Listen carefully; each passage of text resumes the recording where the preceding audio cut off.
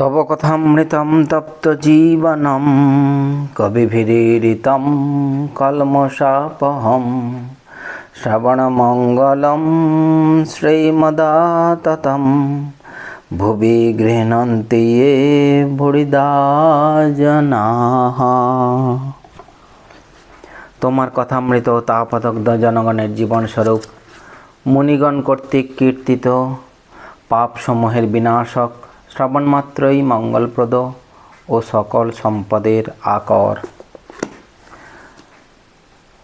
আমরা আগের দিন পড়েছি 375 পৃষ্ঠায়।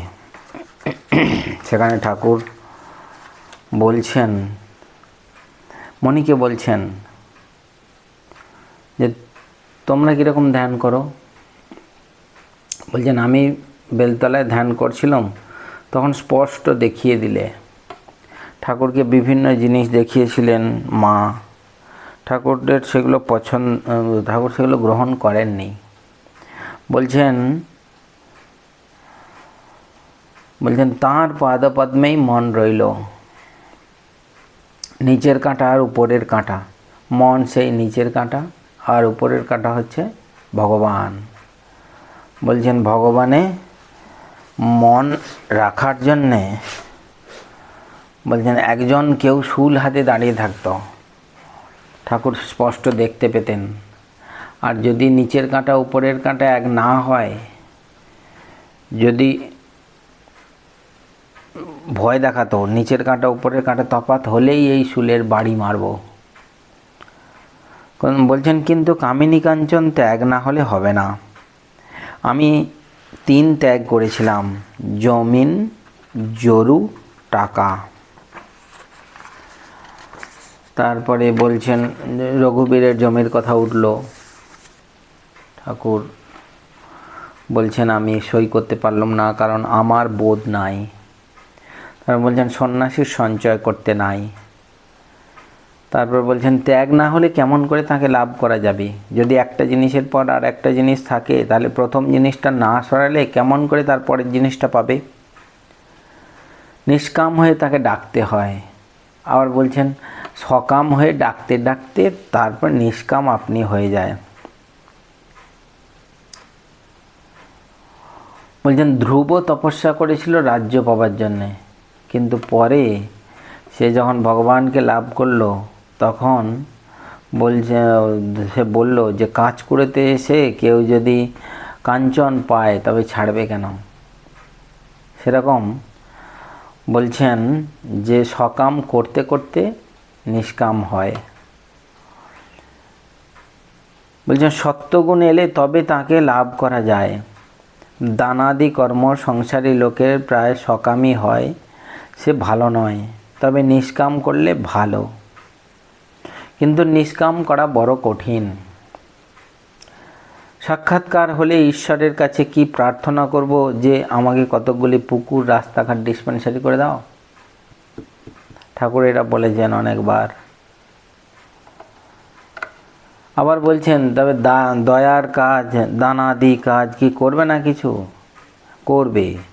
বলছেন যদি টাকা থাকে, সামনে দুঃখ কষ্ট দেখলে তাকে দেওয়া উচিত। জ্ঞানী বলে দে রে এরে কিছু দে। তারপর বলছেন মহাপুরুষেরা জীবের দুঃখে কাতর হয়ে ভগবানের পথ দেখিয়ে দেন। শঙ্করাচার্য জীব শিক্ষার জন্য বিদ্যার আমি রেখেছিলেন। অন্নদানের চেয়ে জ্ঞানদান, ভক্তিদান আরও বড় দান।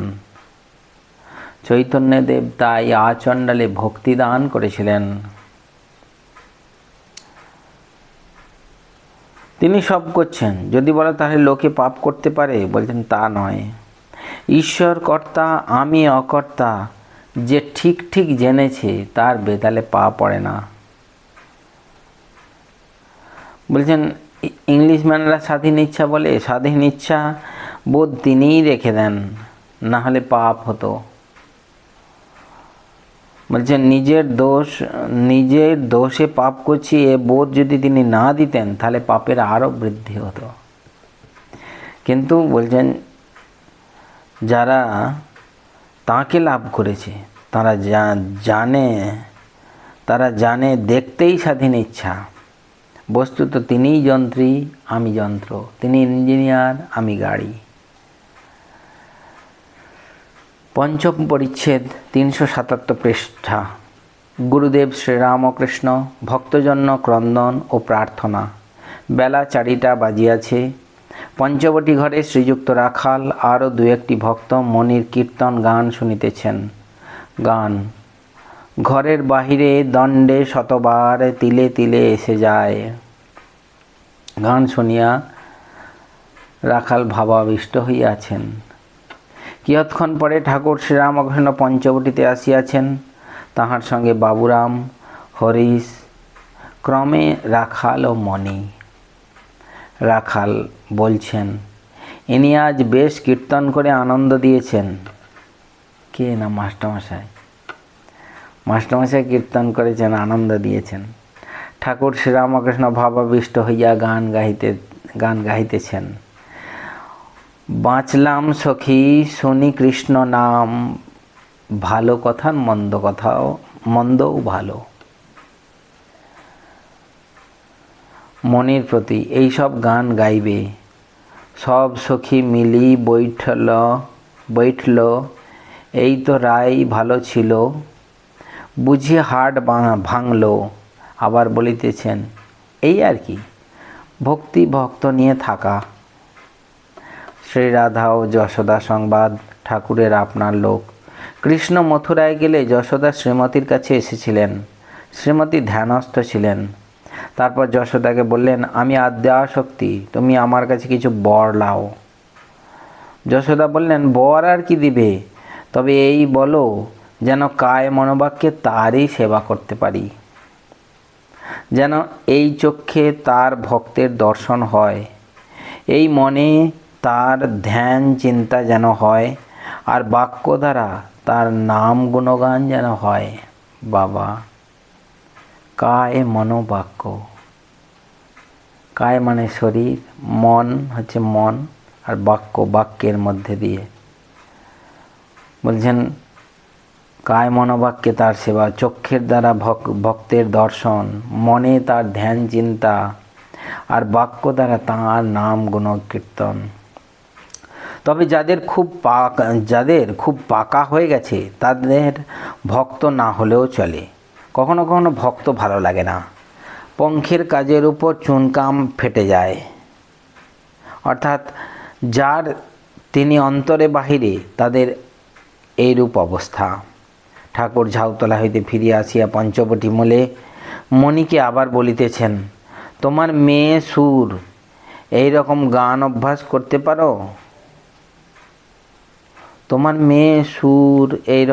অভ্যাস করতে পারো? সখী সে বন কত দূর, যে বনে আমার শ্যাম সুন্দর।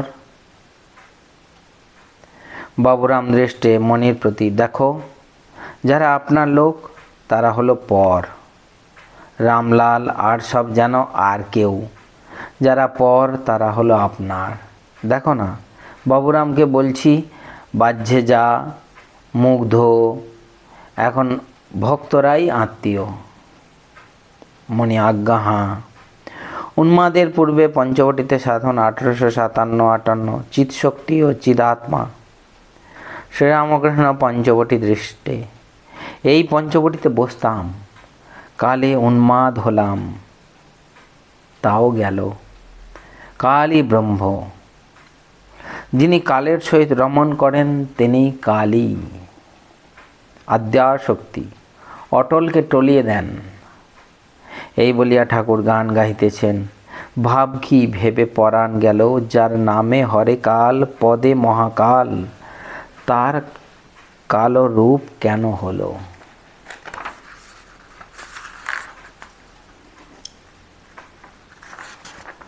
আজ শনিবার। মা কালীর ঘরে যেও।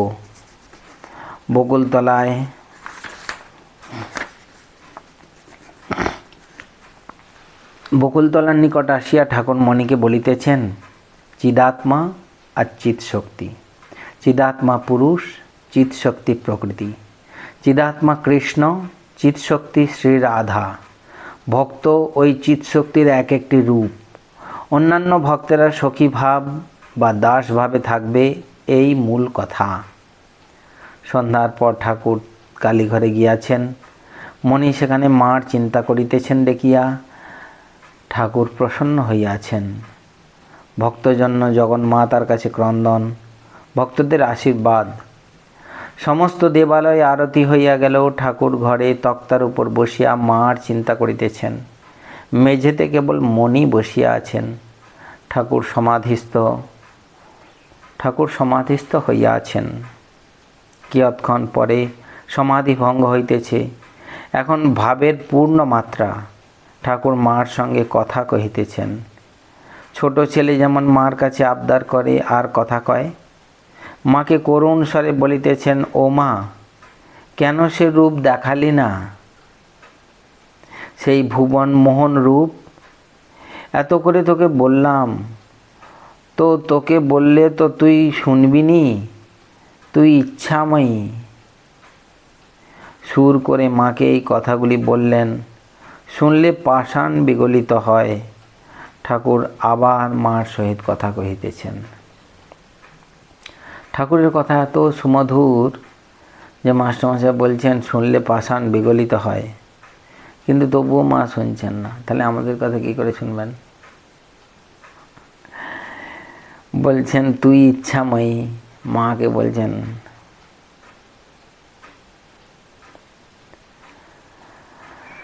ঠাকুর আবার মার সঙ্গে কথা কহিতেছেন।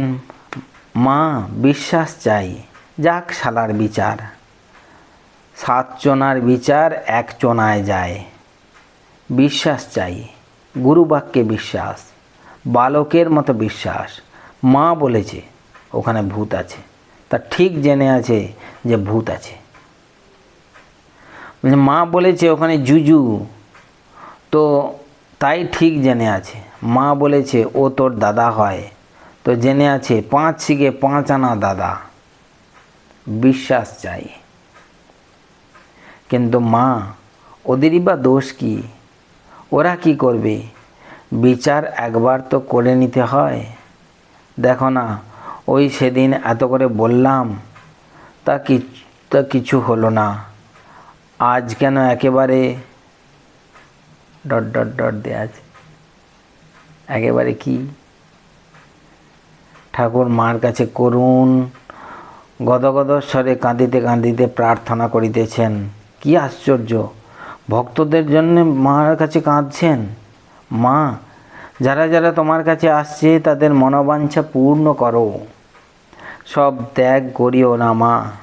আচ্ছা, শেষে যা হয় করো। মা, সংসারে যদি রাখো তা একবার দেখা দিস, না হলে কেমন করে থাকবে? একবার দেখা না দিলে উৎসাহ হবে কেমন করে? তারপর শেষে যা হয় করো। ঠাকুর এখনো ভাবাবিষ্ট। সেই অবস্থায় হঠাৎ মণিকে বলিতেছেন, দেখো, তুমি যা বিচার করেছ অনেক হয়েছে, আর না, বলো আর করবে না। মণি হাত জোড়ো করে বলিতেছেন, আজ্ঞা না ঠাকুর, অনেক হয়েছে। তুমি প্রথম আসতে মাত্র তোমায় তো আমি বলেছিলাম তোমার ঘর, আমি তো সব জানি। মণি কৃতাঞ্জলি, আজ্ঞা হাঁ। তোমার, ঠাকুর বলে যাচ্ছেন, তোমার ঘর, তুমি কে, তোমার অন্তর বাহির, তোমার আগেকার কথা, তোমার পরে কি হবে, সব তো আমি জানি। মণি করজোরে, আজ্ঞা হাঁ। ঠাকুর বলছেন, ছেলে হয়েছে শুনে বকেছিলাম, এখন গিয়ে বাড়িতে থাকো, তাদের জানিও যেন তুমি তাদের আপনার। ভিতরে জানবে তুমিও তাদের আপনার নও, তারাও তোমার আপনার নয়। মণি চুপ করিয়া আছেন। ঠাকুর আবার কথা কহিতেছেন। শ্রীরামকৃষ্ণ, আর বাপের সঙ্গে প্রীত করো। এখন উঠতে শিখে তুমি বাপকে অষ্টাঙ্গে প্রণাম করতে পারবে না? মণি বলছেন, আজ্ঞা হাঁ। ঠাকুর বলছেন, তোমায় আর কি বলবো, তুমি তো সব জানো, সব তো বুঝছো। মণি চুপ করিয়া আছেন। ঠাকুর বলছেন, সব তো বুঝছো? মণি বলছেন, আজ্ঞা, একটু একটু বুঝছি। ঠাকুর বলছেন, অনেকটা বুঝছো। রাখাল যেখানে আছে ওর বাপ সন্তুষ্ট আছে। মণি হাত জোড়ো করিয়া চুপ করিয়া আছেন। ঠাকুর আবার বলিতেছেন, তুমি যা ভাবছো তাও হয়ে যাবে। সেটা এখানে বলেনি। কত সুন্দর যে ঠাকুর এতদিন ঠাকুরের কাছে মণি আছেন, এইবার ঠাকুর বকুনিটা দিয়ে এবার বললেন, এবার বাড়িতে গিয়ে থাকো। এতদিন পর্যন্ত বলেননি কিন্তু, আর একবার যাতে দুর্মুষ করে দিলেন যে বলো বিচার করবে না। এটা কতবার বলছেন যে বিচার করবে না। পরের দিন আমরা দেখব তারপর কি অবস্থা হলো। ওম নিরঞ্জনং নিত্যমনন্তরূপং ভক্তানুকম্পাধৃত বিগ্রহং বৈ ঈশাবতারং পরমেশমিড্যং তং রামকৃষ্ণং শিরসা নমামহ। ওম শান্তি শান্তি শান্তি হরি ওম তৎসৎ। শ্রীরামকৃষ্ণার্পণমস্তু।